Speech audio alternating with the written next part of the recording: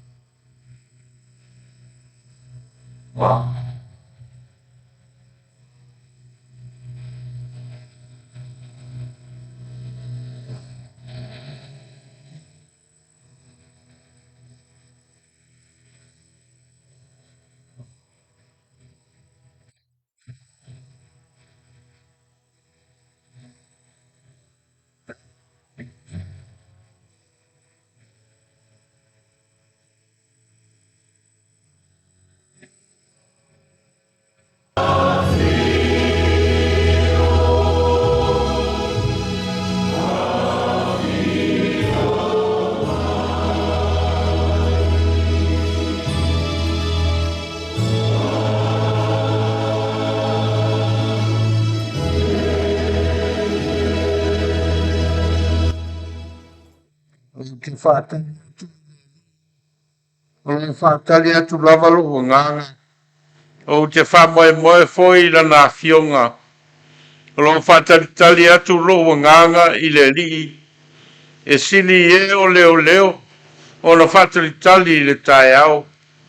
E sili lava I e o leo. O na whātali le tae au. E o tātou te tālo.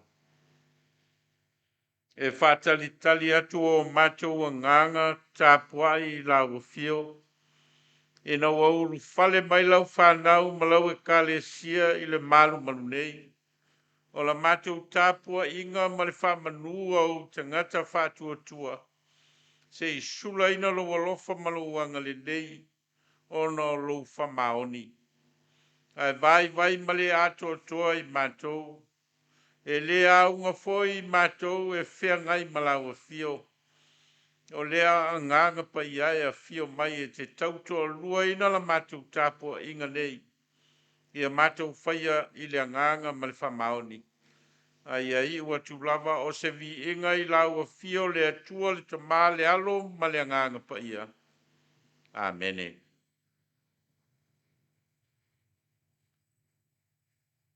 Pese valus fuma tasi tātou te vivi ai le atua.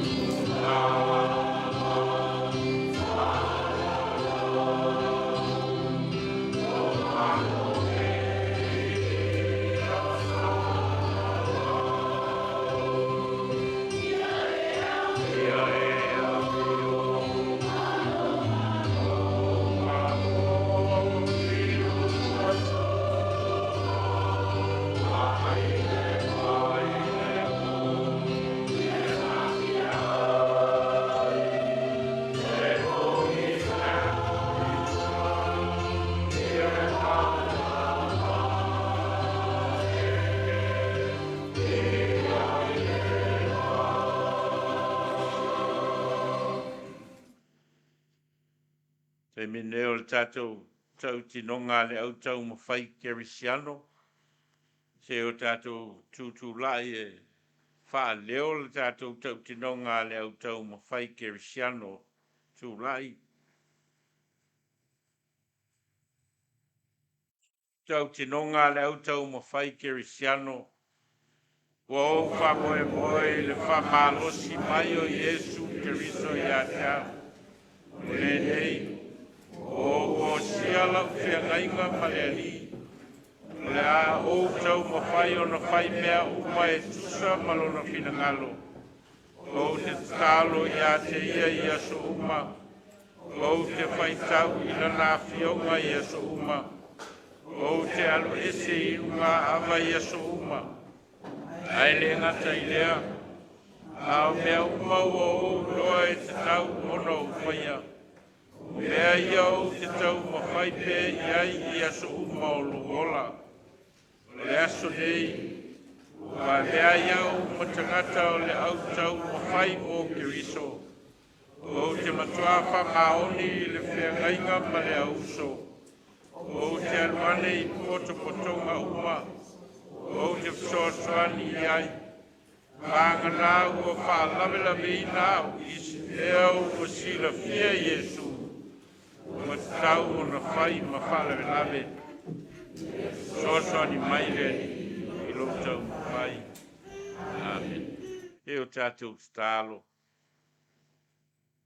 O no matou wola tau mawhai ma le ola tau iwi i le whatua tua i a te oelo matou atua. E vai lava i matou o lau fanau. Matou te nau foi mo mea le lei ma mea sili.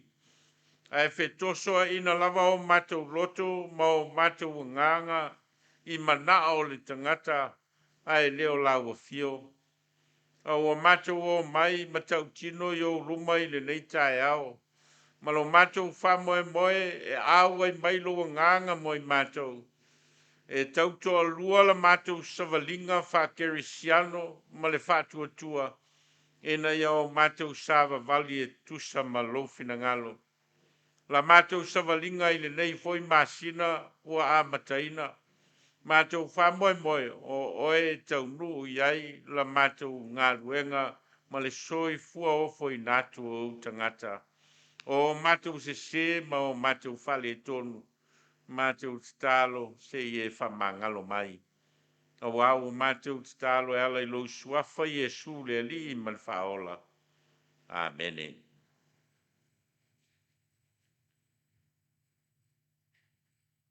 Rang tātou whasolo i mōni maua Kamupani ia mao latou Tama'ita'i tō fia. O le Matā'upu o whiangai ma le Kamupani a le Aufaipese o fanau o meaalofa mai le Atua. O fanau o meaalofa mai le Atua. Kamupani le Aoga Aso Sā Tama'ita'i fanau i le Atua. Tama'ita'i fanau i le Atua. O le Kamupani tinama Tama'ita'i o le whatua tua ola. O le whatua tua ola. Ia mal Kamupani tamam tau lea. E tasi lava le Atua. E tasi lava le Atua. Ia o Matā'upu nama mōri mau ia o le awhiangai ma Kamupani taitasi e whamanuia le nganga o le Atua i le mōri mau Kamupani.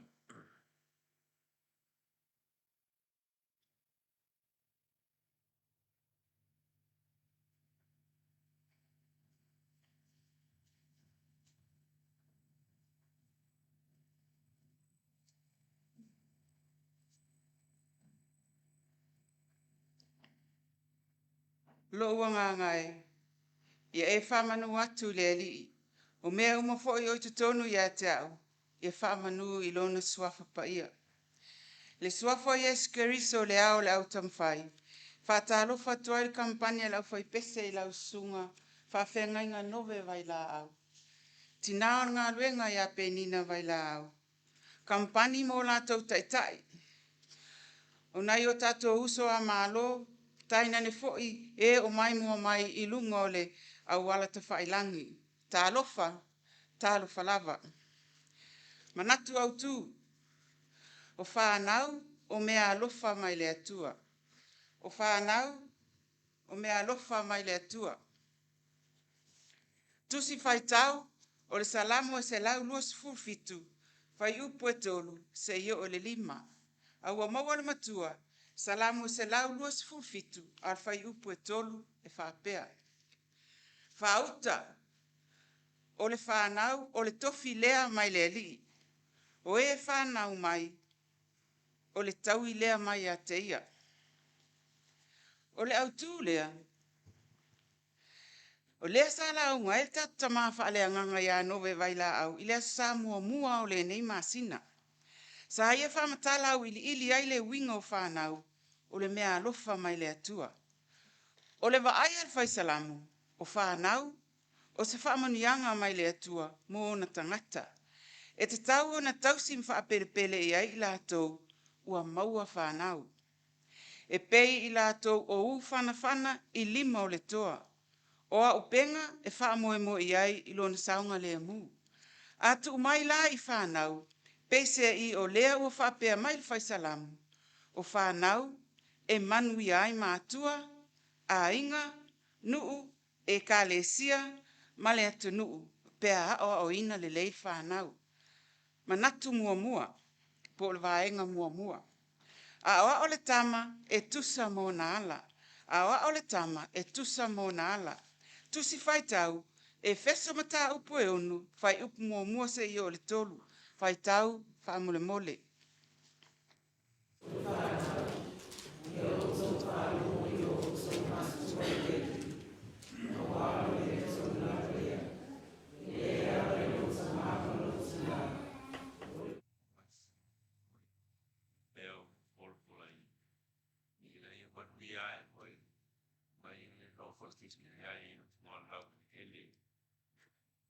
Ua au mai e paulo le tāu o le ola so ta lei o whanau ma Atua I tu tonu a inga. Ia whaalongo whanau I Atua, ia whapea fo'i o na o ina ma tausi le lei e Atua whanau. Ia wa onga ma popoa inga le li. O tiute na o Atua, awa o whanau o mea alofa le atua. Na tu ina mai I Atua e tausi ma o ina mo le atua. Ile soifuanga o Samoa, wa le ai se tapulaa I le whaafeangai ai o Atua ma whanau. La tau te soifua whaatasi ma whengale ai. O le ngaluenga Atua, o le tausi le whanau. O whanau fo'i, e tausi o la tau Atua, se I whangana o na ua nofutane se teine, pe whai awa se tama, o na te alea ma Atua. Ai, le te a whanau ma Atua, a ua umon whaatonu e Atua whanau, ili maleteine po le tama. O ulua'i whai a onga lava I o le whanau. Vaenga lua. O tama manu e fafanga I funga o la au. A o tama tagata e fafanga I upu matala. Tusi whaitau, salamu se lau luas fulfitu, whai upu e wha, malelima, whaitau wha mole.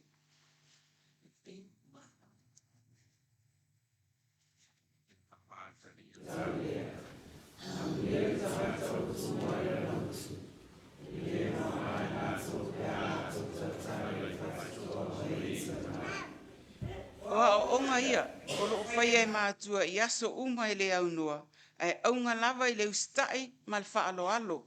O loo whaatu mauina, ma wha malo sia pea lea anga nuu, ona o le anga nuu ua umon whaavae I lunga, o le matai o le ainga. O le mea lea o loo whaapea mai ai lea alanga upu. E ilonga whanau tagata e whawhanga I upu matala, ai o whanau manu e whawhanga I funga o la au.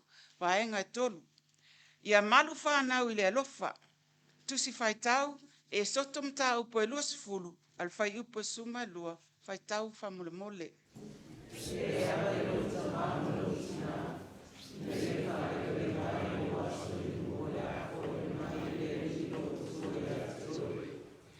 O loo whaatula whono ina e le atua, ia e awa I Atua, au ai whaaleva I na ai o waso. Ioe, o lona winga, o le a mia ua tatau o na ono mea ma so se tama ma so se teine, ia la tau sa vavadi ai, ma o le alofa ngia pea e la tau mātua, ua sila fia le Yesu, o le whaavae lea o le olanga, so se tangata, so i fua i tutonu lava o lona a inga. Vaenga e wha, o le atua le whaasino manga.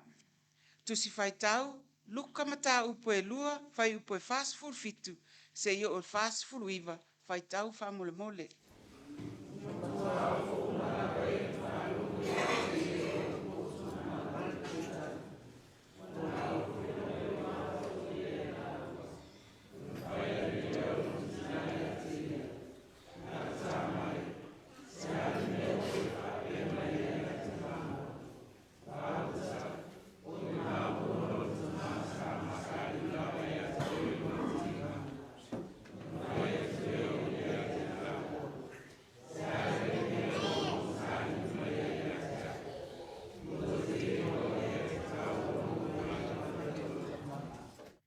Whaauta o le fanau, o le tofi mai le atua, o le upu tofi e winga tutusa ma le upu lea o le whaasino manga.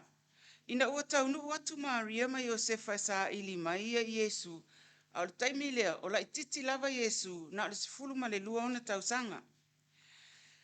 A le taimi lea o Yesu o lai tutonu o le lio o ao i tutonu o le malu, o tu fesili i tangata. Ai e ofo i le whaalongo atu le sau o le talia Yesu.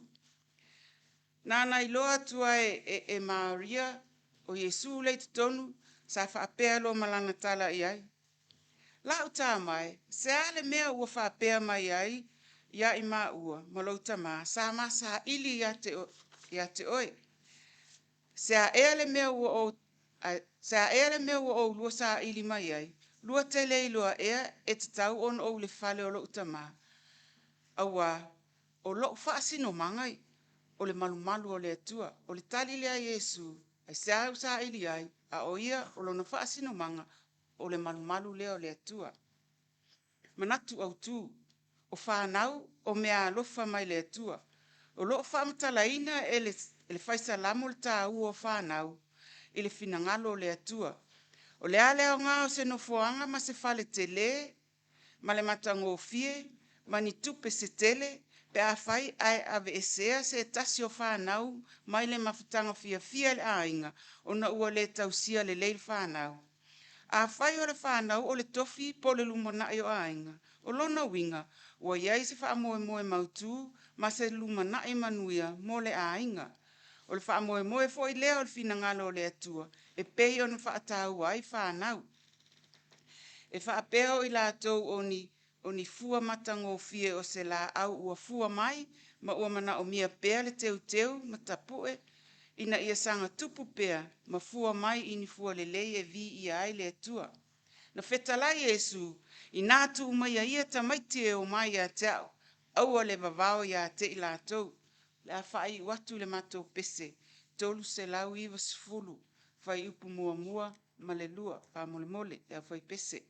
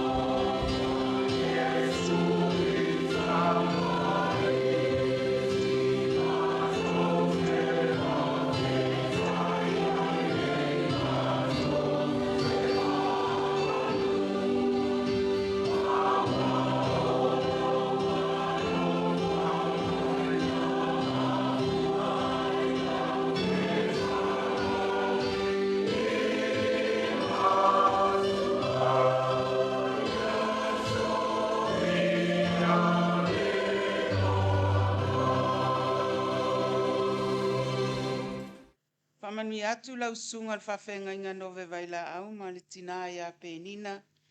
Whapea fo I Kamupani mo lātou Taʻitaʻi, ua fo'i ua mwhai on tātou whaitapua inga whaatasi le nei Lotu Au Taumafai le nei masina. Ia aeola Kamupani le Aufaipese. I le suafo Yesu Keriso. Amene.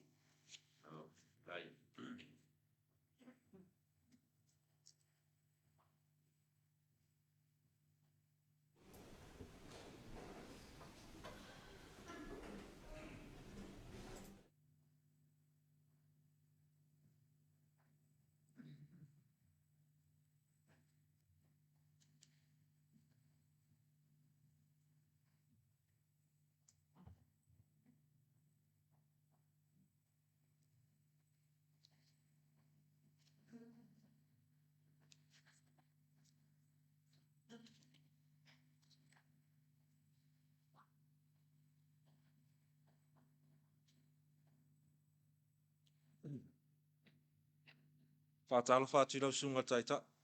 Ai misele malu no wha Kamupani nei tai au. Ma lor soi fua maua malange ma.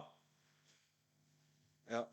Ai whaftai rea lofa maleanga le Atua mori mailo tau soi fua ma so mātou le nei tai au.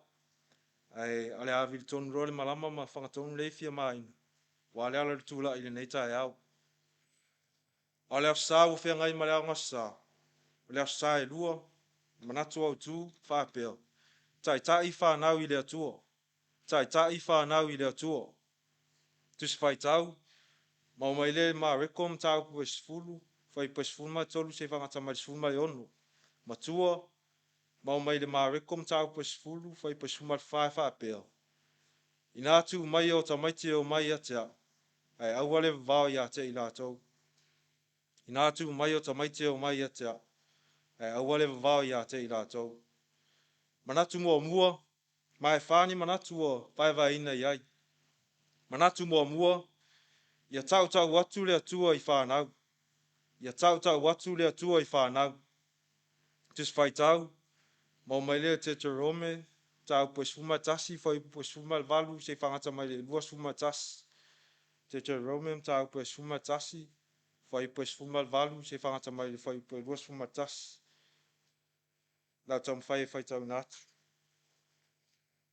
O le nei, ia o tautu nei upu I o tau loto mau tau manatu.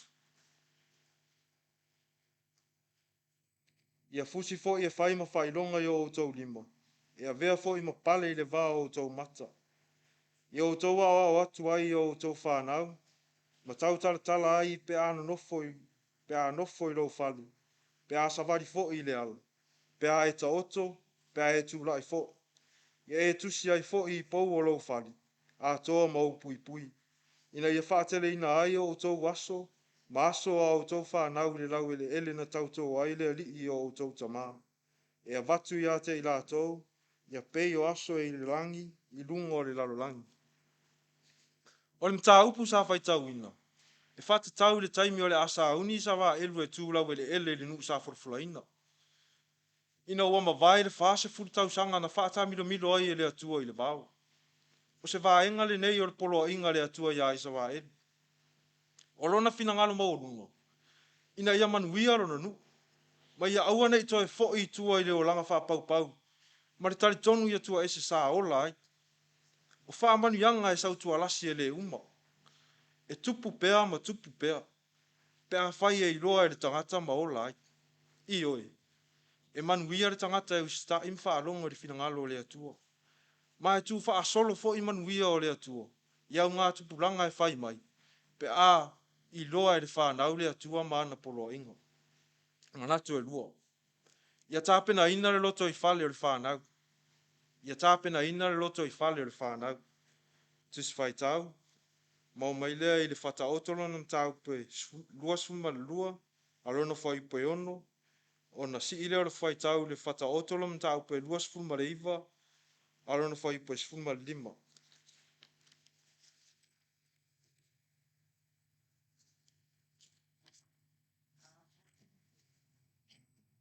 Whalongo longa mai o le au whaitau ina atu.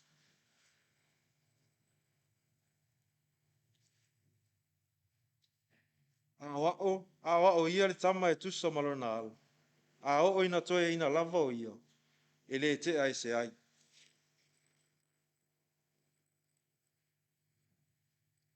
O le sasa ma le ao inga. E tupu ai le poto. A o le tama ua tu la fo ina. E tupu ai le maa o lona tina. Ioe mātua. O se whamanatu lea le poto Solomona i le nei tae au. Ia o le tama e tusa maona ala. A wā a o ina toe ina. E le toe te ai se ai lava. Ai ha alu o fiu le awao. Fai mai lo Solomona. O le sasa ma le ao inga. E tupu ai le poto. A o le tama ua tu la fo ina. E tupu ai le maa o lona tina. E le awa ia le matapia le maana ia.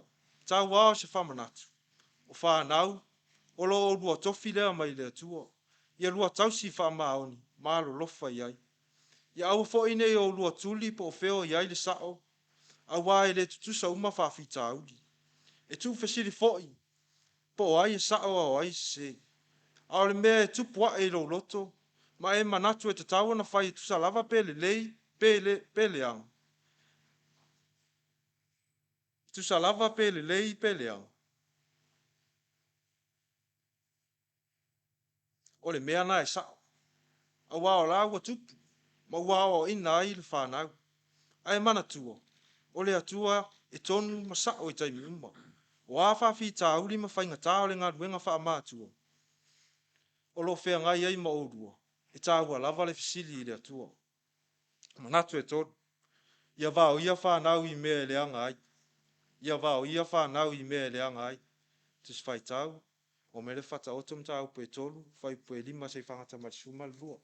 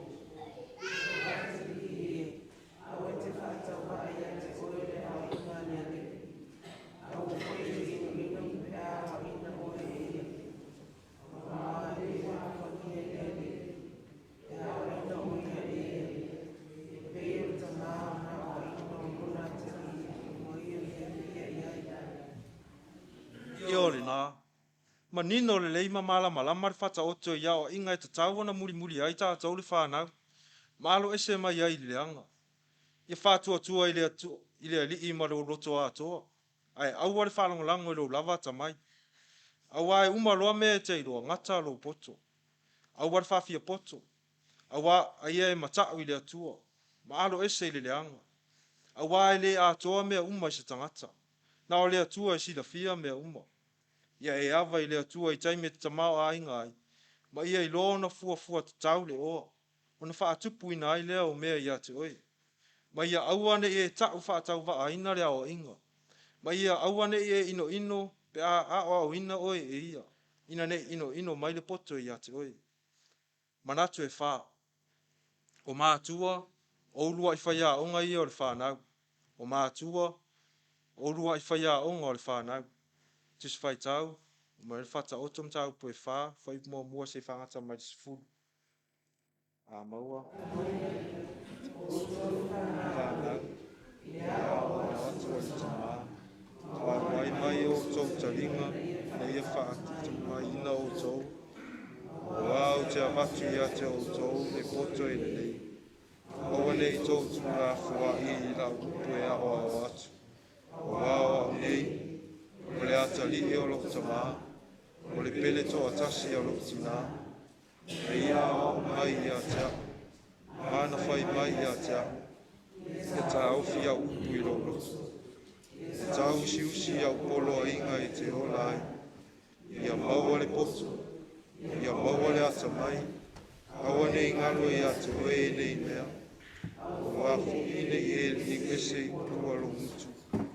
Aua e te la fua i a te ia. ona tausi lea oe ia. E alofa ia te ia. Ona leo ina lea oe ia. Le poto le sili lea. Ia maua le poto. Lea uma I te mau. Ia maua mai ai lea tamai. E vivi ia te ia. Na whae ina lea oe ia. Na te wha maluina oe ia e fusi ia te ia. Na te awatu le pale Matā'upu fie I o. Le pale ali I lale. Na te hoa ina atu ia te oe. Whanongo mai. Ura watali e talia upu. Na whaatele ina ai lea o tausanga o nang. O lo mori mau manino le poto Solomona I le mea na fua mai ai lo na poto. Wa a tātou fua I ai. Na fo ina I le atua ia Solomona le poto ina ua vea matupo I sa wa edu. A leo langa to Solomona mai lona laititi. O si tamaiti poto. Fa feo na iloa. A lai fai mai Solomona. A wao au nei. O le ata li o lo utama. O le pele to atasi o lo utina. E le mawhai ana pele si tina. Asta mai titi e le usita imwhalong ngata. A le fuanga leo le poto Solomona. E ala mai o na mātua. Ina ua tā ofia Solomona o onga lon tama I lona loto. Ma tausi ana polo a inga. Sila fia le le Solomona o lona poto elo se mea na whanau mai maia. Au manu ia tu wha solo I o le Atua Sā. Fo ina ia tā vita. O le tupu. Pito sili o na mata'u na loto I le Atua. Lea ua manu ia ai Solomona lona atali. Ai se au. A wafo I sa mata'u I le Atua. I oe le tupulanga I le neita e au. O se Manatu foi lea mo oe ma. Awa nei o tātou ta'u whaatau wa ina. Awa inga o tātou mātua. Awa o le tele o aso e o laile tangata. O le tele foi le nao mea na te iloa. O le mea moni. O le afuanga leo o le poto ma le atamai. E ala mai le whengainga na osi. A le atua ma o tātou mātu. Whawhai lele ai oe ma. Ina ia tā maua manu ia tu whaasolo o le atua. Ina ua tā whaalongo ma ustai o tā mātua. O no Yesu. Amen. Mai fia whai o atu le mātou mau I le pese tolu suma tolu te lau fitu suma tas.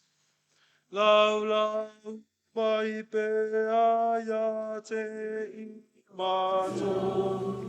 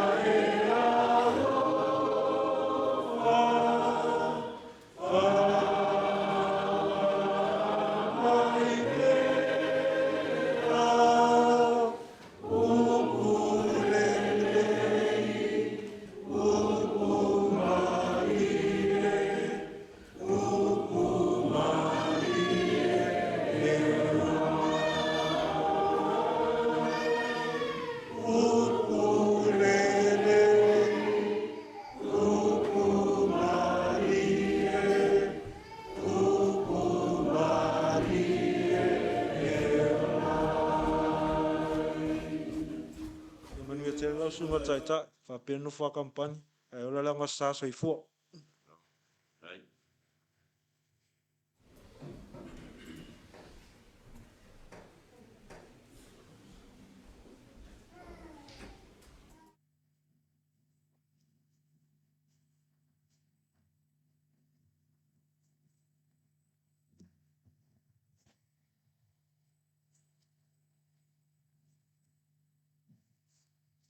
Ia mo whaatalo whaatu le Kamupani atina Tama'ita'i le malu tātou tapuainga le tai au.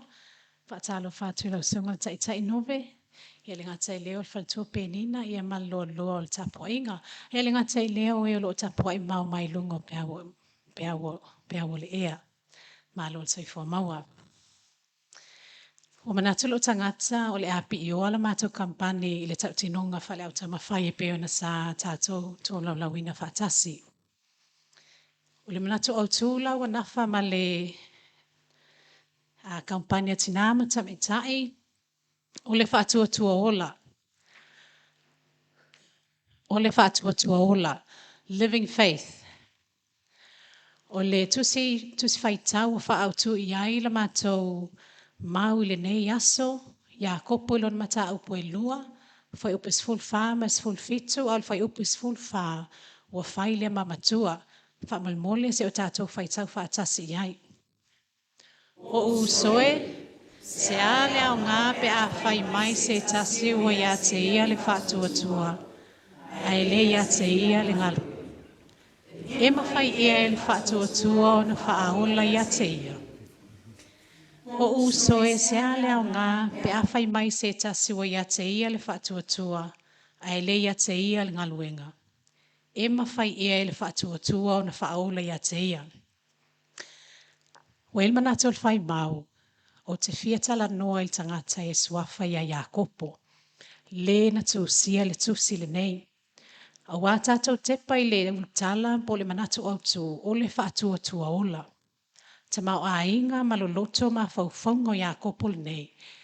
Wa ia Manatu au tātou manino malama le Iakopo. O nei yei si Iakopo lo ta ua il fianga inga fau. Beila o Iakopo le uso Ioane fanau a sepetaio. O so e sili na lata ia keriso. E le lo Iakopo lea tanga i fo o Iakopo nei na tangata valeina he rota a keripa mua.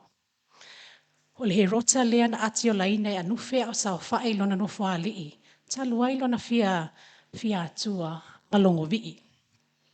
O lo moli mau iai le tusia ngaluenga i lona Matā'upu lua whai upu e lua.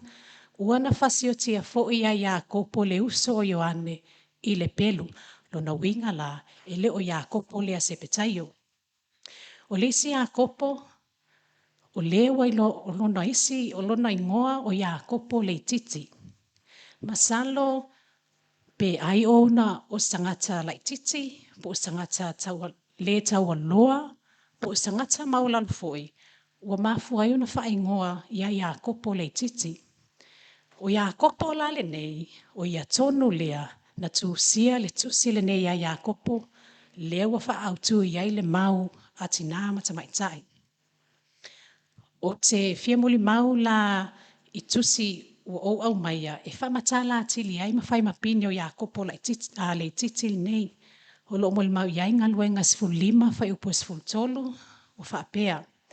O uma la upu o na whai mai leo Iakopo, o whaapea mai, se mai, le au soe, whaalongo mai e ia te au. O lo moli mau fo iai ngaluenga e 2 whai upu 10. O le tae ao ua atu ai Paulo mai lato ia Iakopo, ua iai fo i to e ina o le nuu, mana tua o le tusi nei ngaluenga, o le tusi a Luka, o le fai evangelia, ia Paul fo mai foi, sa pipi i mangalulue va alua ma Paulo. O lo muli mau fo iai kalatia mua i lona fai upu 10. Ae ma te lei wheloa i ma le tasi o le au apostolo, ua na o Iakopo o le uso le alii o lo fasino la ia Yesu. O lo muli mau fo iai mātai o lona Matā'upu 13 whai upu 15. E leo le atali ea le nei o le tufunga. E leo le Maria ea, le ingo lona tina. Ona usa fo'i o Iakopo, ma Iosefa, ma Simona, ma Yuta. Lona winga, o le uso taufeagai o Iesu. O Iakopo la alia na tusia le tusi le nei wa autu iai la matou mau. O ia tonu la le nei sa feagai ma le apostolo Paulo. E wha la ni vaenga, ua whaataoto ma whaataatia foi, e whai ma ta iala o le matou mau i le nei a sa. Vaenga mua mua, au al whaalongolongo ti ngā. Au al whaalongolongo ti ngā, ua au maia le tusi lua Timoteo ilo Matā'upu e wha, whai upu e 5 e whai ma moli mau, tātou whai tau whaatasi ai. A o oe, ia e whaau tauta i mea umalava, ia e ono sae i mea tina. Ia e whailenga luenga a le fola fola le tala le lei, ia matua whai whaiva. Vai ngai lua, fi nau matawivi, fi nau matawivi. Lua le tusia Timoteo, lona Matā'upu e lua whai upu e valu iwa man sifulu au mai e whai ma moli mau, tātou whai tau whaatasi ai. E manatua Iesu Keriso o whaatui na mai o ia na ie uoti. O le whanau lava a tābita, e tusa malak tala le lei, o na o leo o tinga ai na ia au, o o ina noa no tia o au, peisea i se pangotau. A o le afionga le atua le no tia lava lea. O le mea lea o te ono sa iai i mea uma, o na o le au filfilia, ina ia maua i lātou fo i le wha o le tanga, o loo ia Keriso Iesu, male manuia e wha vau. O le vaenga i tolu, fi aua ne i mate le wha moe moe. Aua ne i mate le wha moe moe. Ua au maia le tusi mua Ioane lona Matā'upu e tolu, fo i upes ful fitu, mas ful valo e whai mamuli mau, whai tau wha mole mole. Se ua iai le oa ale lalorangi nei, pe ailo atu e ia lona uso ua mativa, a e puni tia lona loto alofa ia te ia. Pe whape feo na tu mau o le alofa i le atua i lea tangata. Lau whana ue, aua ne tātou walolofa tau o le upu ma le ngutu. A o le a lio ma le wha maoni. Ia o lo manino lava, le a fo i moli mau lona winga, awani na tātou walolofa na o upu a ia abatu se tupe po o mea ai i e o lo o mana o mea la tātou fisosoani. Vaenga e wha, po le vaenga muli o wha manuyanga mai le atua. Ua au mai le tusi ia Iakopo mua whai upa sifulu ono, sifulu fitu, sifulu valu, e whai ma moli mau, wha moli mole, whai tau.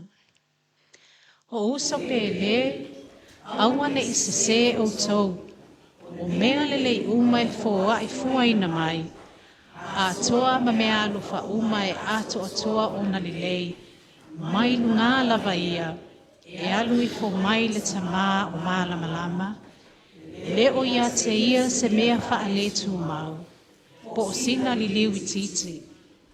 Lona fina ngalo, whana wai tātou i le upumoni, ina ia whai tātou peio wha apolopolo, wana lava mea na whai. Manu te leina, toi Sauniga nei Au Taumafai le alofa le alii, soifua.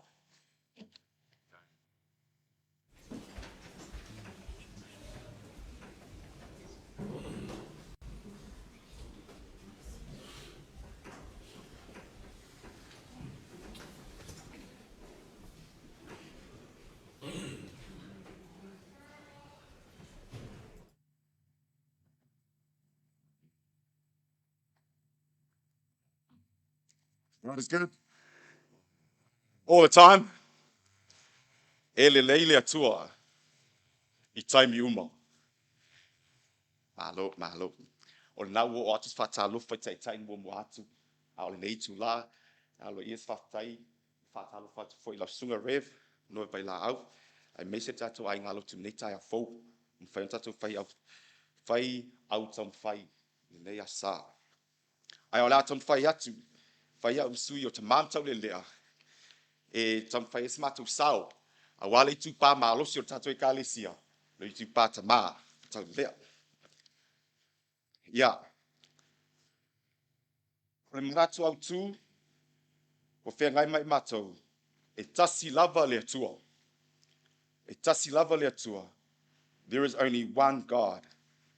Wa maua tusi whai tau, e soto Matā'upu e luas fulu, whai upu e tasi se iau o le ono. Awa maua le matua, ele e soto Matā'upu e luas e fulu, whai upu e tolu. Awa nei whai mo oe ni atua ese iau luma.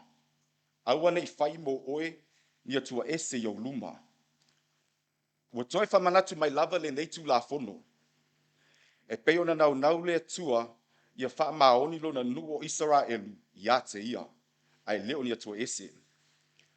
Tasi lava le atua na osi whea ngainga maola atau au ngatama. O Abrahamo, o Isaako, ma Iakopo. O oe lo mātou atua, a oi mātou o lo nu. E ui lava na iai taimi na leu sta iai, ma le wha longo Israelu, ai na toi fo I lava I lātou, I le atua toa tasi. Wha vaenga o le neim Matā'upu.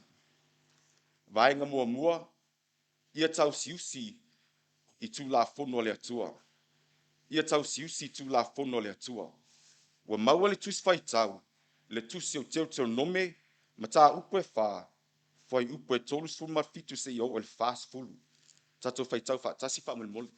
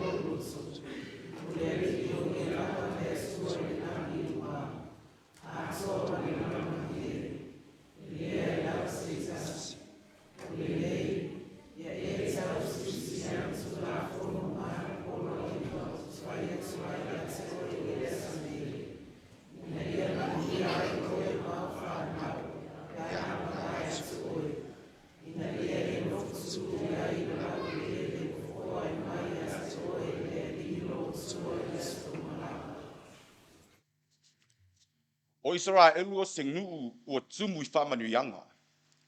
Ono lola tau siusi tu la fono le li. E oi lava I taimi na whea ngai ai la tau ma whainga tā, ma whaafi tā uli o leo langa, ma mala sa iai la tau. Ai na toi fo I lava I le atua. Na matuafa ia ina il manuia, ua la tau maua fo I wha mafan whananga, na ia la tau ana I le atua. Ia wha longo le lei.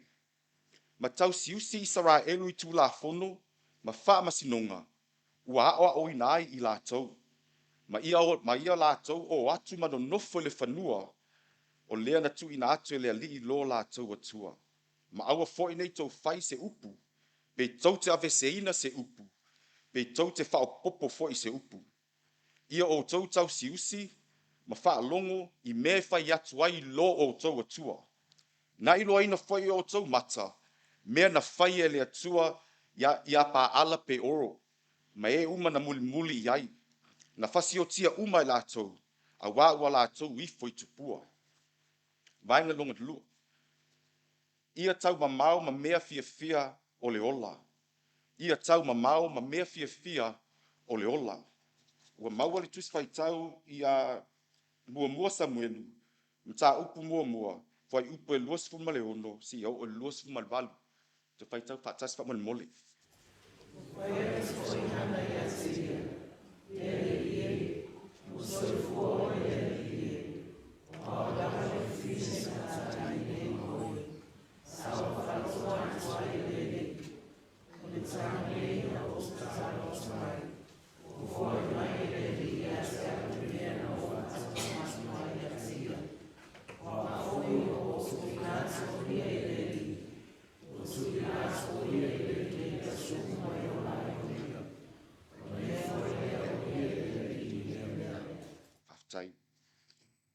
o Samuelu o le tamaitiiti na tuuina atu e lona tinā mo le atua.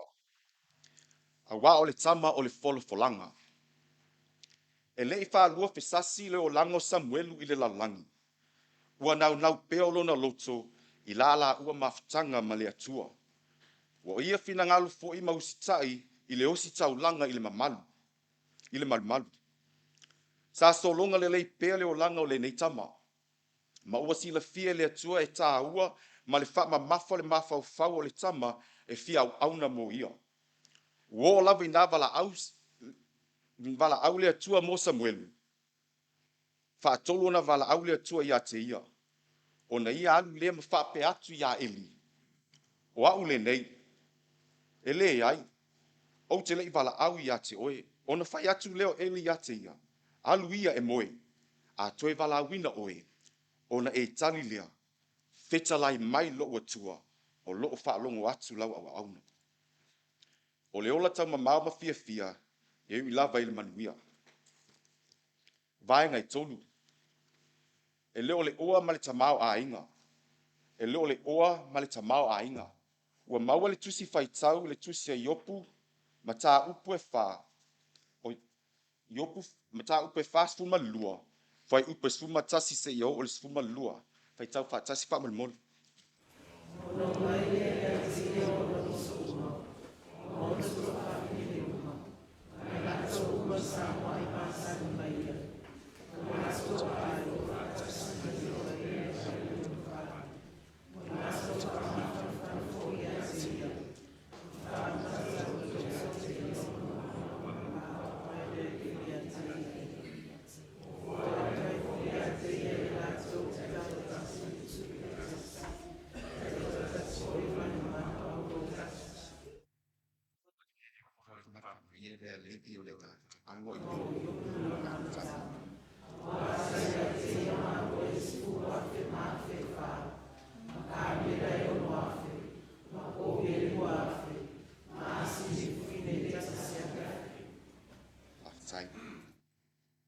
Aolo loto Atua, ma lou mafaufau, ma le agaga tuuina atu mo le atua lea. Auā e leai se aogā o le oa, ma le tamao aiga, ai leai se alofa. A tatou mafaufau i le mauoa ma lasalo. O le mauoa i tele lona tamao aiga ma oa. A o lasalo, o le tagata ma tiva. Na ia fafaga iā lasalo i momoi mea e ai uli. Talo fai iā lasalo. Ma le augani atu i le mauoa sina mea ai. Ai ua ngalo i le mauoa lona tamao ainga ma lona oa o mea mai le atua. O le ale ingoa. Na manuia la salu. Na alu ia i le ola e whaavavau. A o le mauoa i le ke io whaavavau po o le afi. Ai a yopu. Na ia fo ina uma lona tamao ainga ma ona oa i ona wo ma ona tagata.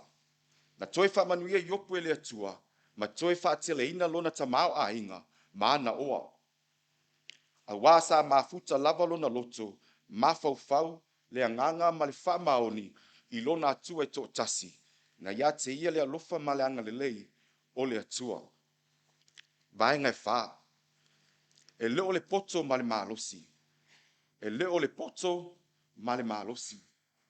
Ua maua le tatou tusi faitau, i le tusi e Vailaau Matā'upu e fitu, fai upe sfulu ma le iwa se iau o lo sfulu ma le wha. Tatou faitau wha tasi wha malimoli.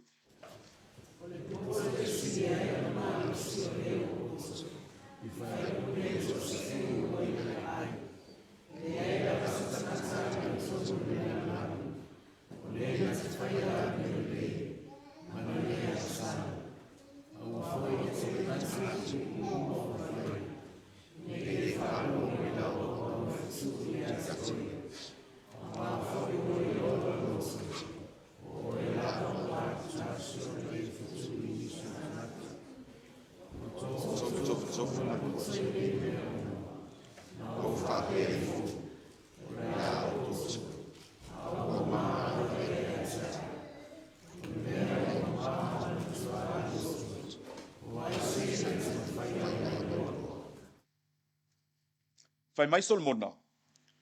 O le whaamamalu i le paia o le atua. O le potso lea e sili o na lelei. O le tau lelei ia. Nai o le suahau lelei.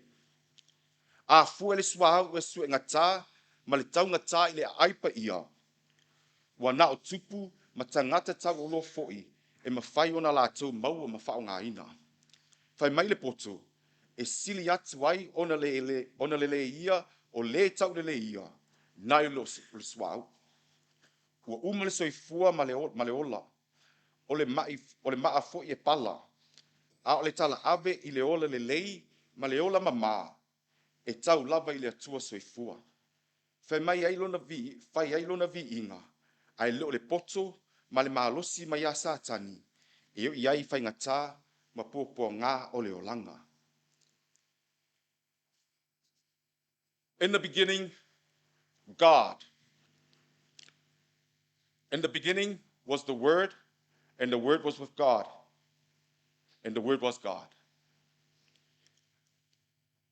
In spite of the perceptions that the world may have of who God is, it doesn't change the fact that God is God. There is only one God. The God that proved his love for us through the cross, the gospel that traveled from into all four corners of the earth. Le iei le emblem lea Samoa, whaavae I le atua Samoa. This is the gospel that has saved us, and it is God's word that grounds us. It is God's word that we have inherited the promises through faith that we now share because of God's love. And God is the great I am. Awana I whai mo oinia tua ese ioluma, e tasi lava le atua, ono Yesu. Amen. Manuia lau sunga Tama'ita'i, manuia tatu tapua inga nofo Kamupani, ai meisele, ie o mwhain tatu whai whaatasi. Amen. Yo find so o ngā mo'oi Yesu, e oli a whakile o anau lo loto a te oe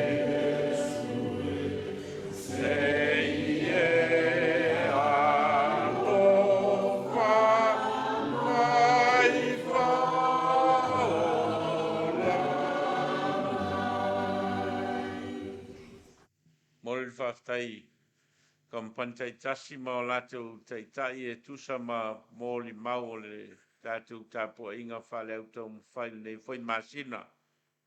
Malo sa ili, e malo foi le sue whaftai moli na mai o whiau, mātango fia o le nei masina, e a wā foi soi futa wivi, ma le o le Taumafai o I tātou, e le ngata I tono a inga o le tātou wola whaleanganga. E lua Matā'upu tā ua o lo mawhai o na whamatala ina I Matā'upu ia sa mōli mau iei Kamupani ma o Natu te tai mua.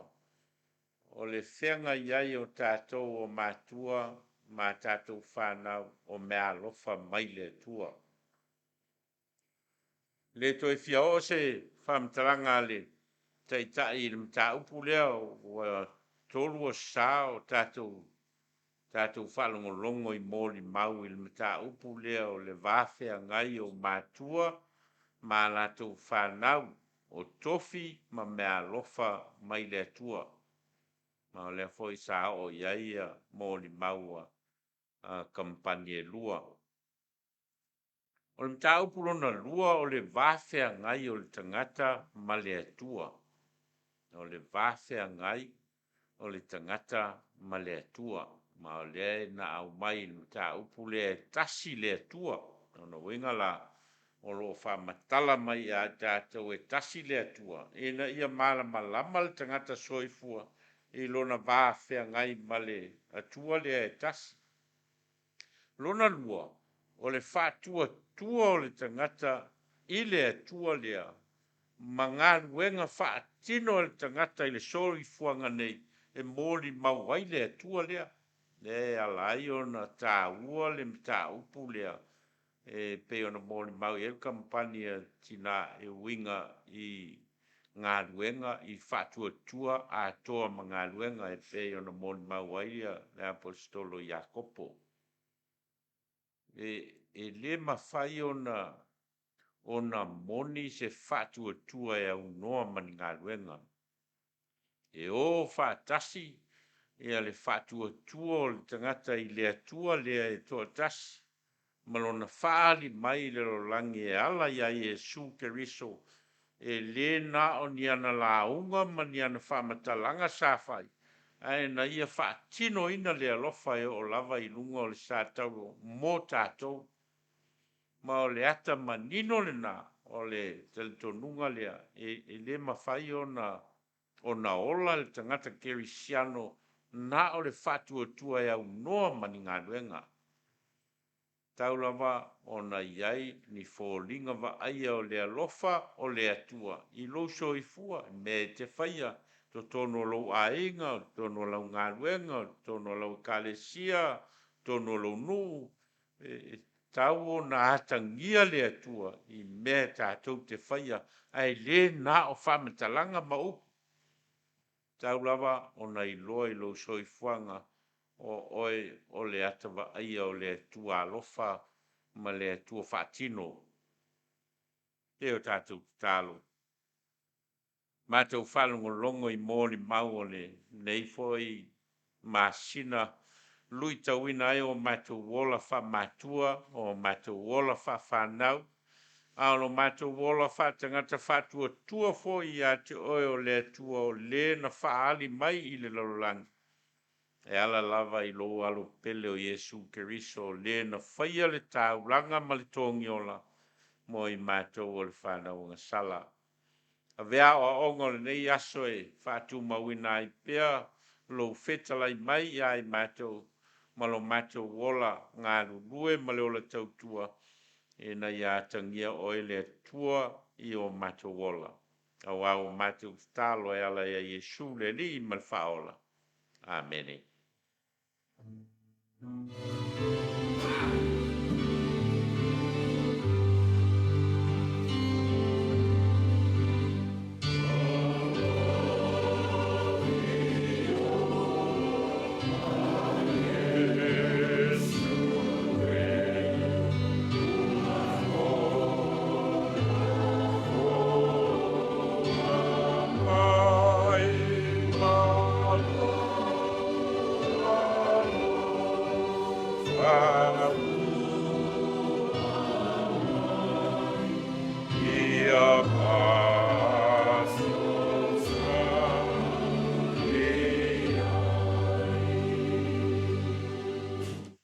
Tātou vile tu el pese se lau whāsfu ma le val.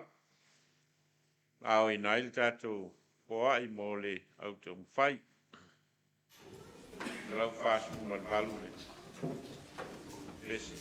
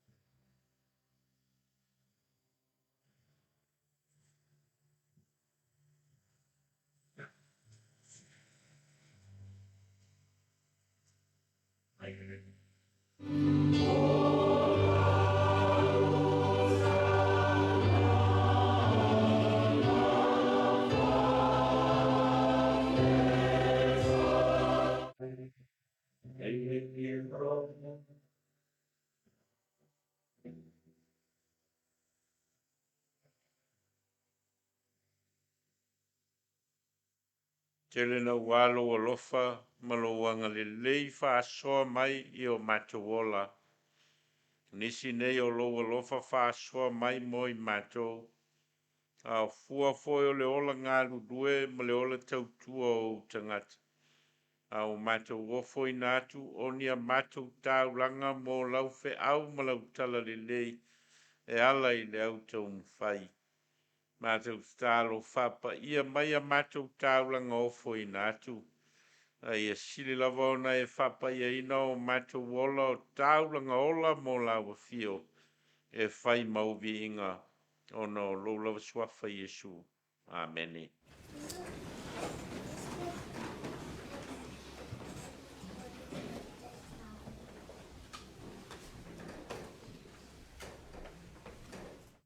Tono fa fonga tatou e Kalisi maua mo fosi le fio le tatou.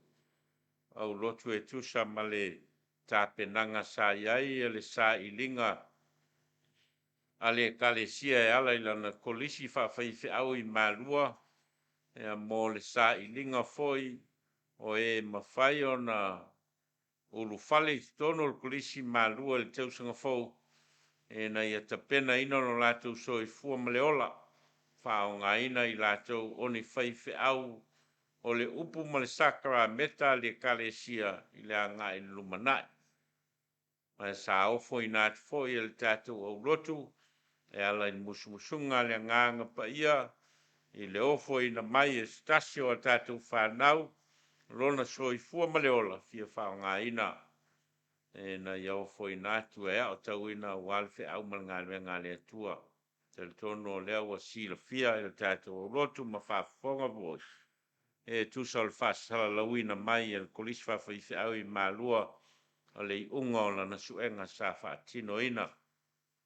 Ia, mao leo wa tātou longo tala, ia wa whamanuia ina le suenga sa whea ngai ma le sunga ia molia e pei o na tui nātu I le suenga sa whaatino ina. Mao leo te Vailaau watu sunga ia molia, whaletua ia lisi, ia whapenafo I maleata e su mai lumanei. Ia, se whaistou tala I le tātou au lotu.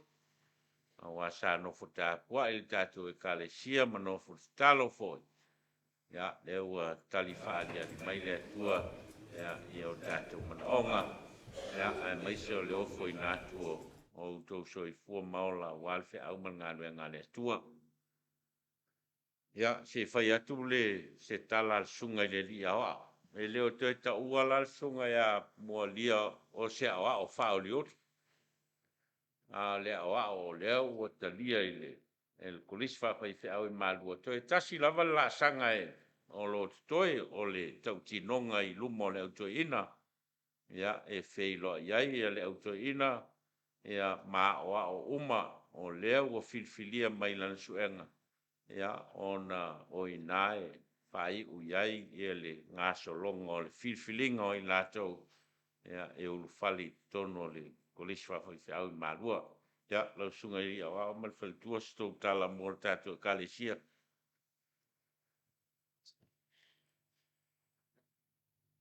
Tai lava lau sunga whawhiainga Nove mo lava no.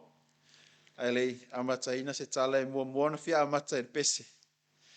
Sa usuina le tina ia penina I le po ai au le suenga.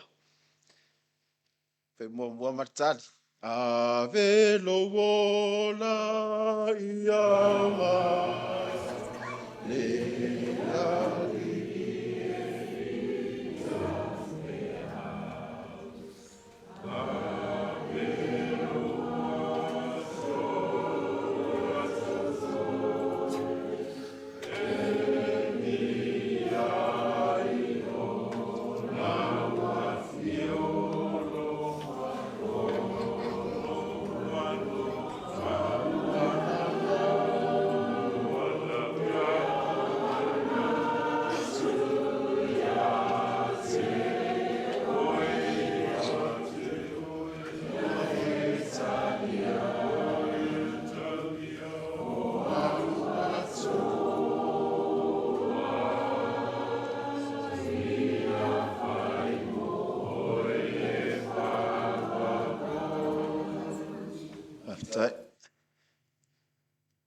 Vi ia tuia o tau ia Jehova.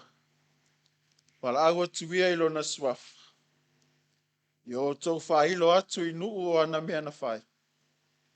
Ia pepese o tau ia te ia. Ia o tau whaipese nga ia te ia. Ta tala atu ia o tau i ona vāvenga umalawa. Ia o tau mita mita ilo na suafa pa ia. Ia oli loto o e sa ili ia Jehova. E mua no whatalo whātu i lau sunga whawhenga Nove ma wharitua ia penina. Sunga ia o au ma o tau wharitua. Te a kono ma o tau wharitua. Te a kono Tama'ita'i. O vaenga ese uma o le tātou e Kalisia. Se ia o lava i alo ma fanau. E whatalofa atu foi. Ia i lato uma o loo mai mo ta puai mai lunga. O upenga o te whailangi. Talofa lava. Tare tonu le to e po male e le alo le tula i ato lau auna whatau waa. A me se o tolu nei ma se o fini. Ona o uma na whamtalaina sa noa foilo tatu tama ia Nove. Le tūlanga wo o iei le tamu whainga ma sa i linga foi sa tatou tu whatasi i lumo le atua. E lua ni vaenga te tele o lo fia wha leo ina le nei tai au. Mua o le vi ingo le atua. Lua o le anganga whawhitai. E pei ona o amataina i le whaitawina o nai whai upu mai le mua nofo i ngā tupu. Matā'upu se fulu ono, whai upu e valu e o se fulu. O whai upu nei o lo to mua ai, le pese vivi i le tupu o tā vita. Ina ua taunu manuia, le au maingo le ato la aua le atua, i to tono o Jerusalema. Ai wau au mai ar whai upu e valu e o whai upu se fulu. E pei e atangia ai, le mawhau o le loto, ma le nganga vivi i luma o le atua, i le nei tai au. E pei ona whai mai le whai upu se fulu. I o tau mita i lona suafa pa ia. Ia oli loto o esa ili a Jehova. I o tatou mita, a wā o ia sa whaia le nei tai au. Ma i o tatou oli, a wā sa tatou sa ili le atua, a o lea ua tali mai. Ia tu mau le atua soifua le vi inga, ma le wha manu nei, se ia o le wha vau lava. Whawhitai tele lau sunga le whawhenga inga Nove ma le wharitua ia penina. Ona o le tapenaina, o le tapua inga. Aoga Aso Sā, lo nei whatau waa, i le suenga ulua'i le Kalisi whawheau i malu. Whawhitai whautuanga, whawhitai awaonga, whawhitai tapenaina umalawa. Whawhitai tele le tapena. Whawhitai le tapua'i. Whawhitai le whaitatalo. Le mamalua le Kalisi.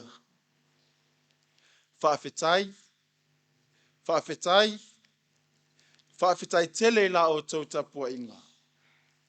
Whawhitai se leni o meaalofa o tupena o tau whaalu. A o taumafai le nei whaamoemoe. Whawhitai i alo le sunga le whawhenga ia Nove ma le tina ia penina. Whapere tina ia po. I taimi o awaonga. Le misi i puti o mea taumafa. A o taumafai e le aonga mo suenga ulua'i i malua. Whawhitai o maāinga. I maāinga masio to lua. I la o tau lango. Ma le tapua inga. Ma le whaitatalo. Whawhitai na o Atua. Uso matua whawhine. I la o tau foipito la au. Whawhitai matua o lo mafuta i nei. Matua o lo tapua'i ma mai. Ai mai se ta matina matua o lo tapua'i mai Samoa. O le anganga leo le alo le tūla'i le nei tai au. O le anganga o le whawhitai. o le anganga vivi ai, e te tau ona wha leo I luma o le atua. Ai maise o luma o le paia, ma le mamalo o le tatou e Kalesia. A wana le se anoa la o tau tapua inga, le se anoa la o tau whai tatalo, I le aso ma le aso. E le langona fo e lo matou whatau wa nei, le loto tele, le maalos, e sa ili ai, ma tau wivi ai, a wale fina ngalo le atua. Fia whaisi na tala pupu, I ni maa onga ma le sunga ya Nove. To be honest, Reverend, it was the most enjoyable moment of my life. It was never a stressful process. Tele o taimi, maua tala o whaatawhanga se ngase lau sunga, o te whiso tai atu lava. E hape ata malolo, lo maua tala o lo maua oe, ngase o tino. Ai tali, e ai, sau pe whaile taha onga. Tau nuu mai whale. Leo taina maua e lau sunga le maalosi. Ai pei tai, o lou nau, o lou taumafai. Leo wai umanuia aile taumafai ngali nei tau sanga. Se fai se tala ile aso o suenga. E lua aso o umi lava o suenga. Fai lava si umi o nei aso e lua. Ma ai ma le alofa le tama. Uma le lei aso e lua. Se tu lou. O loo sau fai atu lava I tua. Le aso muri o suenga. Sa amia e le tua se tasi o tinao le tatou e Kalisia. Sina ia alofa. Na tu ua le sunga ia Nove le suenga. Ai su mai se wheloai ma le ainga. E uma atu le suenga. O to e awai atu fo I le tama.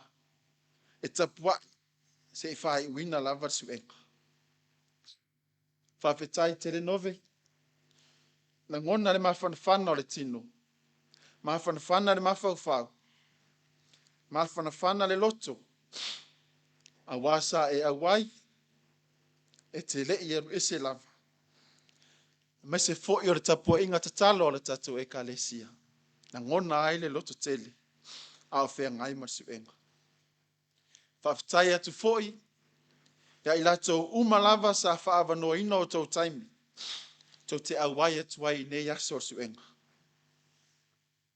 O mea foi sa o tau whaaluina. O le tatalo ia whaatu tumu e le atua. Whai mai le sa unuanga le toa ina whaatu turi le aso lea. O se suenga winga ese. Whaatu aona wa ai le se tapua inga o toa tele. Ai wa maasani lava porirua. I mea e whemalanga ai ai. Mai la ngona I lava le mita. La ngona I lava le loto tele. Lea o le ao. E watu I lalo le Kalesia porirua. Ua I loa uma I New Zealand. I loa uma I Samoa. Le EFKS a porirua. I lalo le taitainga le sunga le whawhengainga. Nove ma le wharetua ia penina.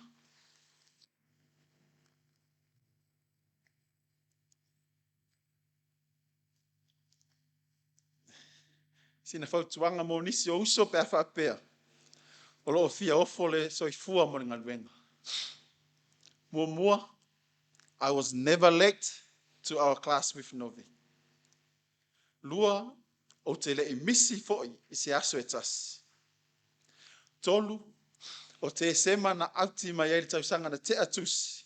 O aso foi na amata I alava la ua usa I dinga. O lau whawhitai muri.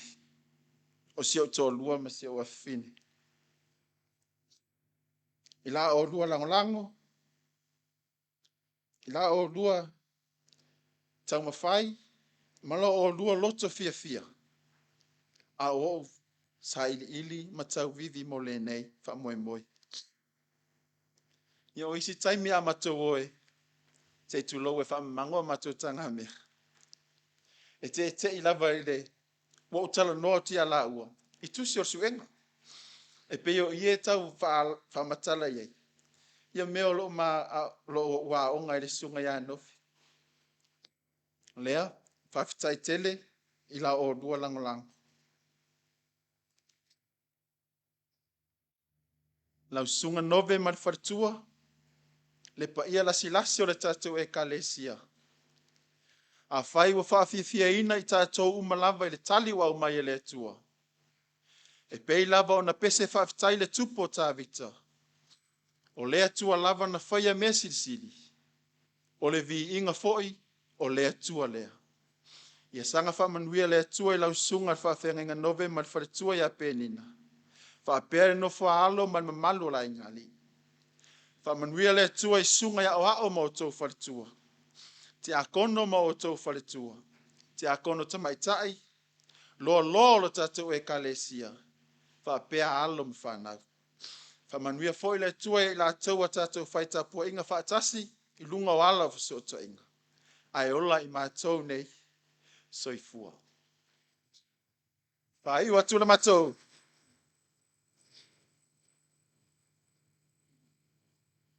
Fa iu la mātou mori mau. I le pese sa mātou suina fo. Ina ua tali mai le atua. I tamu whainga. O so na oli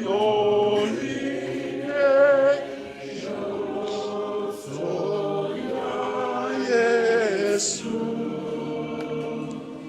vaia fa la ya se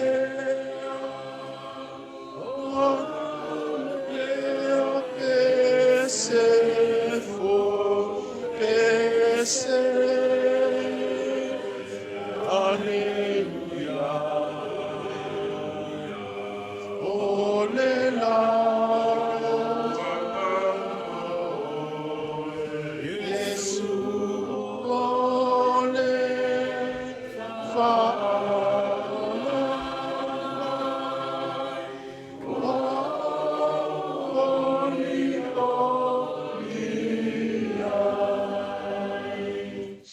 Faftai te lava matua foi ta mama tina matua mai se uso sa a waila matanga o neita po inga wa fai langi fo launga.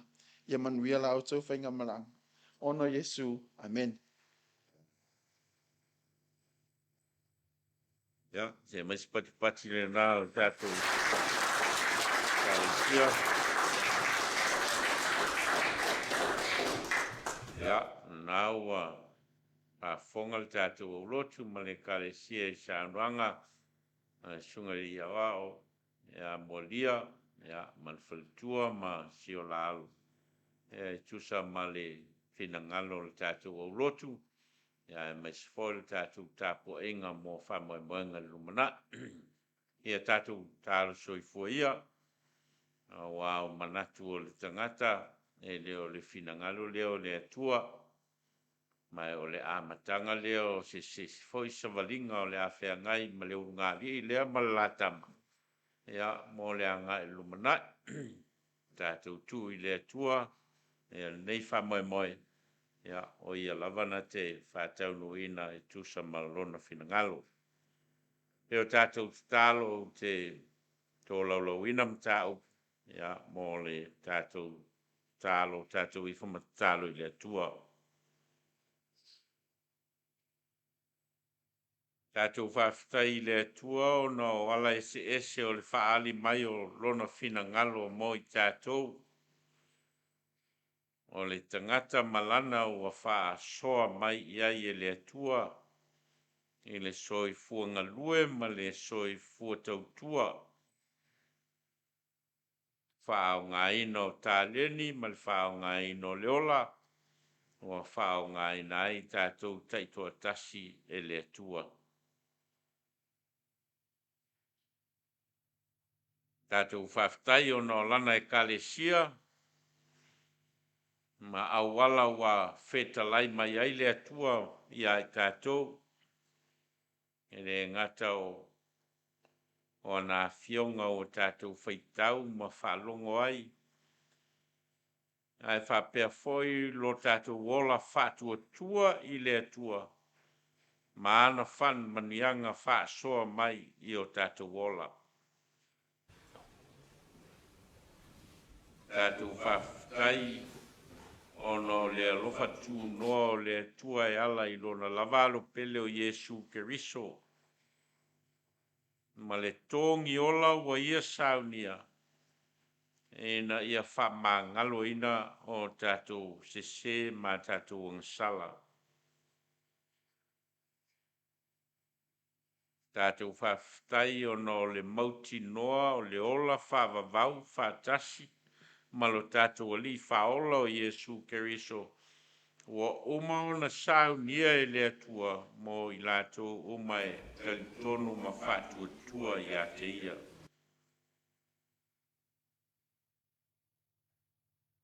Tātou tālo mo le tātou au lotu ma le Kalisia. Tātou tālo mo ala o le tātou mo limau. E ala i ngā ruenga ma whala pupotonga ma i tū tino ese. E ala i lo tātou wola tāpuai ma le ola vivi i le atua. E ala i le atia e ino o tātou ainga ma tātou fanau. Tātou tālo i na ia whamanuia mai le atua. Tātou tu ina atu mai o tātou tamama tina mātua mai e olo whata oto lia i tonu o ngase ma inga e na ia whamanuia le atua au mai ana whamalo longa mo i lātou.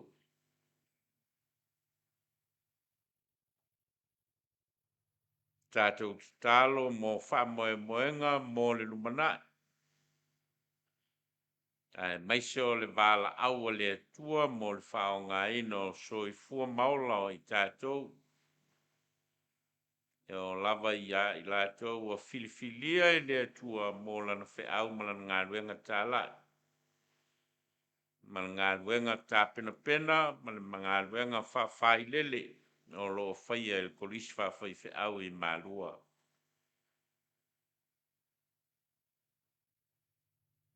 Tātou talo mo ngā solonga o whaau ma ngā ruenga, o le anga i atu i le whai unga o le tausanga.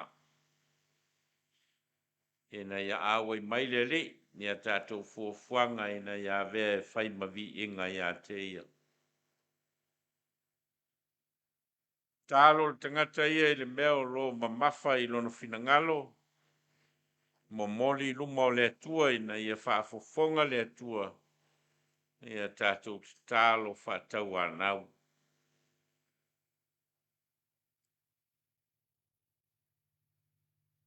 O mātou ta tālo ia. E o ina le leoa e le leoa lava i lo sila fio i mātou i o mātou loto ma o mātou nganga. A o mātou lafo i atu i a whaia lo lava finangalo. Ai le o mātou loto. Wau mātou tālo ma Vailaau e ala ia Iesu Keriso le li mal whaolo le wao i mātou tālo. Lo mātou tamai o le rangi. Ia pa ia lo swafa. Ia o mai lo malo. Ia whaia lo finangalo i le lo rangi e pei lo whaia i le rangi. Ia e fuai mai a te mātou le aso neia mātou mea ai e tau ma le aso. E whamangalo i a te mātou i a mātou sala. E o i mātou fōio no mātou whamangalo i nātu. E wānga le anga mai a te mātou. Au fōi te teina i mātou i whao sosonga. A vea i a mātou ai le anga. Au wae o le malo o manimana. A toa malemi inga e whao paulawa. Amen. Se lau whasu lima le pese tātou te whai wai.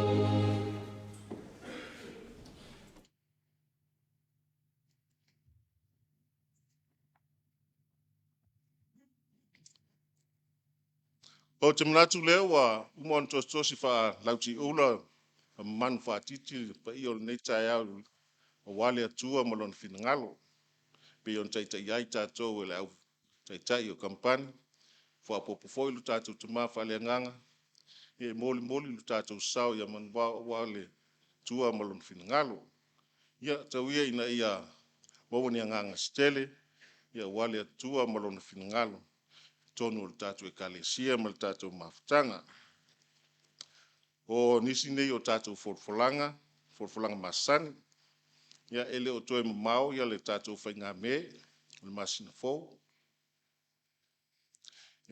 pai ele tatou faigame i le masina o Nove mai le aso 13 o le me lea le tatou lava au lotu ia o le aso 10 o le faigame lea al pulenga ia toe faafofoga ia le tatou e Kalisi se faamalamaga atili ia mai le tatou tamā faaleagaga o ia vaega ia o le galuega lava al tomiki o le logologo puialii o le tou paia ma lou tou mamalu ia ua lava le laulafoga ia po le taulaga lafo ia ua lava le tatou faiga taulaga mo Samoa ia faamanatu atu fo'i le paia o le tatou e Kalisi tatou lafolofoga o lafoga i masina taitasi ia o paulea o le tatou lafoga o lea tausia ai le tatou e Kalisi i tutino ia ua galuega fai ia o le tatou lafoga lea e faamalosi atu ai le komiti le paia o le tatou e Kalisi ona o lea e maua lava ia i tolaititi lava na ia aiga o loo taumafai mai le lafoga lea na le 5 tala lava le masina taumafai mai le tatou e Kalisi ai tatou lafoga ia faamolemole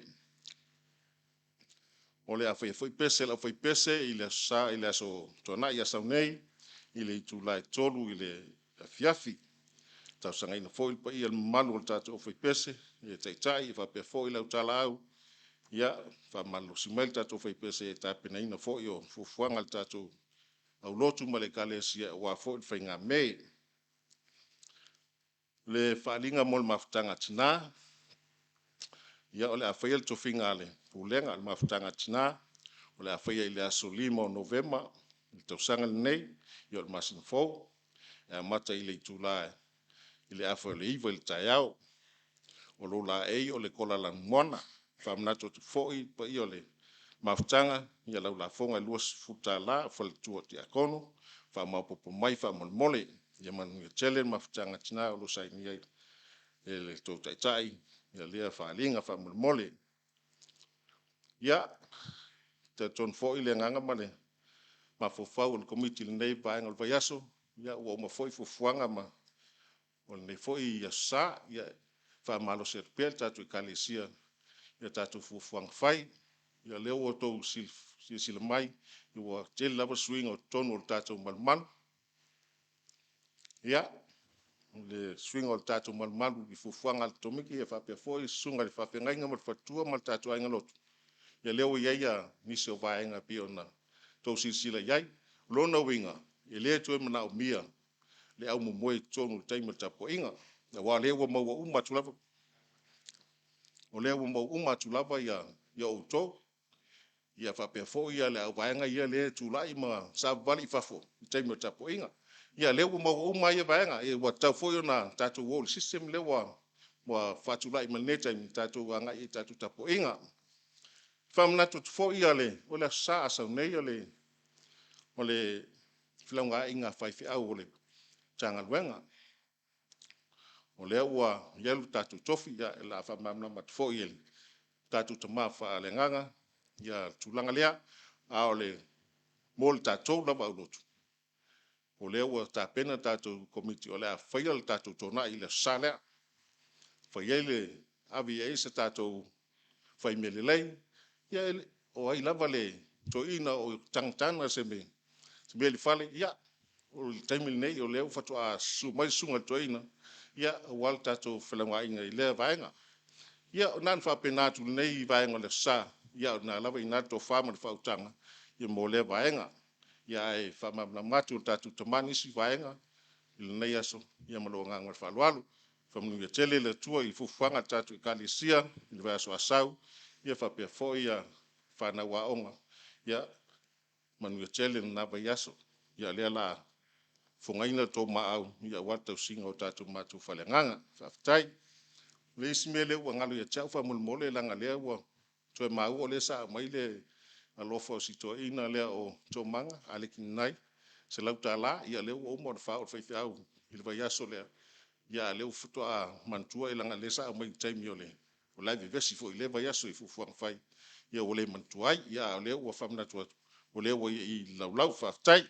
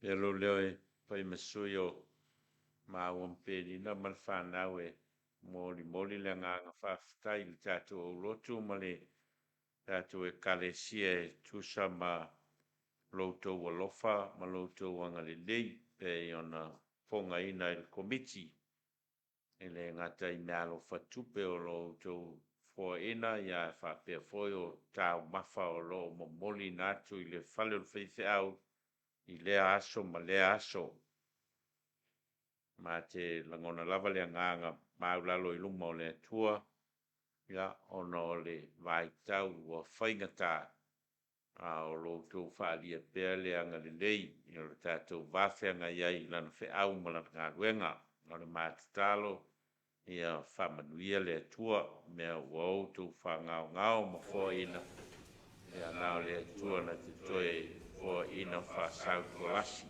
mea ua whoina ma whangau ngau ina i o tu tamawa ai ona o le tātou mawhitanga. O nisine o tātou folfolanga o le whelaunga i ngā tanga ruenga o le sa asau mai o le tātou tofi o le sunga i toi ina whātonu ia whātulutulu setu o le asu mai e whātino ina le whelaunga inga lea ale matanga ruenga. Au te launga i lower hat i le asalea o le asau mo le whelaunga inga ale matanga ruenga. Ma o le vala au atuai i le Aufaipese le Aoga Aso Sā ma tūpulanga talavou tātou wheiloa'i le sotofi. Le sotofi le tā o le ono i le fiafu. Ia e sauni ai tātou pese mo le lotu o le sā. Ia ai mai se foi o le a matatapena o le pese leo o whamoe mo le whainga me. O le aso tofi la, ia i le fiafi i le tau le ono i le fiafi. E wheiloa i mai ai le Aufaipese le Aoga Aso Sā ma tūpulanga talavou. Sauni ai tātou pese mo le sā, lua pese le Aoga Aso Sā, lua pese le Aufaipese tele, ia mo le lotu leo le whlaunga inga ale matanga renga i le sā sau. Au leo le asolulu i tā le ono i le fiafi, ia e whamalosi atu pēr le whaife au i le tātou e Kalisia i le tā ua o le mafutanga te talo lea le tātou e Kalisia i le asolulu. El tono e tō tele atangata lātou tele o whātā ua ina, ia le whainga lotu lea, ma le tāpua inga lea e Kalisia o le lotu o leo.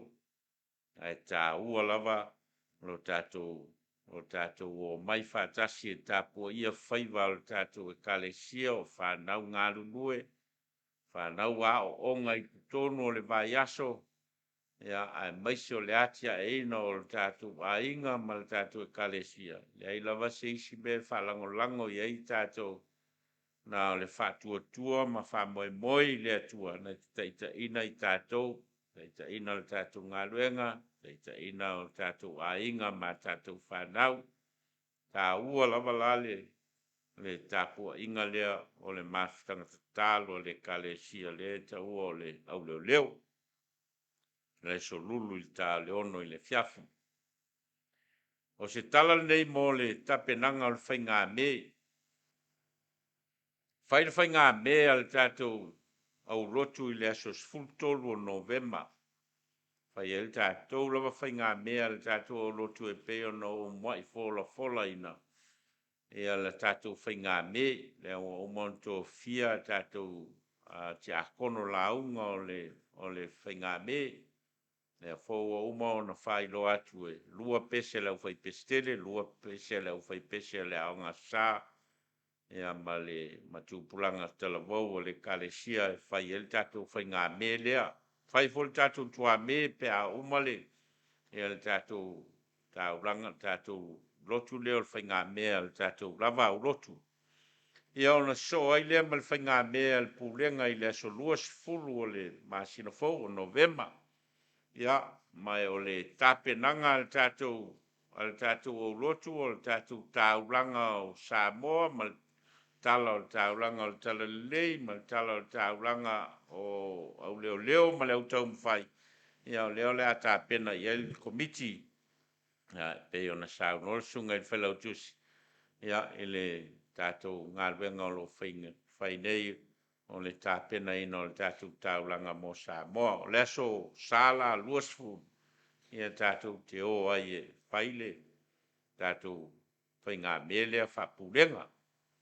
O le tātou pese, ia, leo te tārsanga atu o le tapena whaatasi leo Aufaipese tele, ma leo Aufaipese leo ngā sā tu pulanga le tātou pese.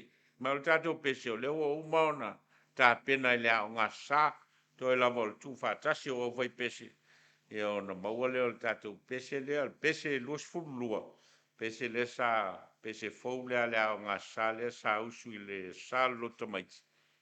Pese nao o Manatu. E ave ai le tātou whainga me, to e lava o le tāpena ino le malu, i to tono le pese. A lau a maua ia le usu ma le loto ma le ato. Ia a wā i lato malava le ato. Ia o lato ua le sa ngā lua i le whainga o le o ngā sā, le Lotu Au Taumafai. Ia whapena foi ma le tō tele o lo le usu ma le o loto. Ia a o le tāpenanga la o le o le tātou tāuranga ma le tātou pese leo le atu whātasi ia o na masi i lo leo o Aufaipese ia e lua. E o usu le tātou pese o le whainga me i le aso lua sifuru. A le latu atu pea i le au tāpiano fua e lātou ia taimi e mawhai o na tu whātasi ai ia le vaenga lea. Ia po le ao fo o le Aufaipese tele i le pese le lua sifuru ma le lua. Ia o na tu whātasi le ma le Aufaipese le ao ngā sā. Ia o whailo leo na maua le tātianga o le tātou pese ave. Ia o fuafuanga na mo le whainga me.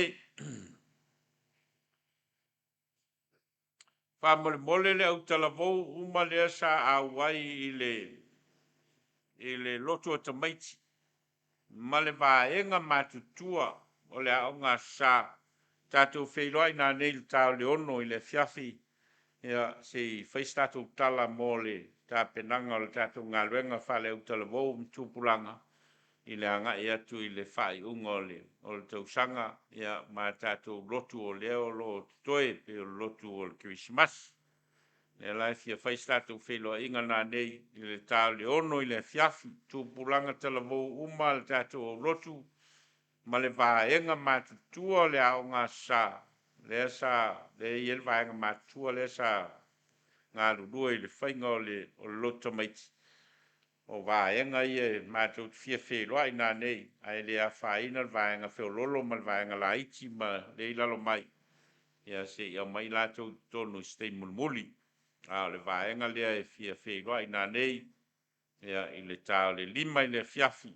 Ia tātou te whai tātou fuanga mo whamoe ia o lo toe. Ia walava ia folfolang. Tātou e whai tātou na.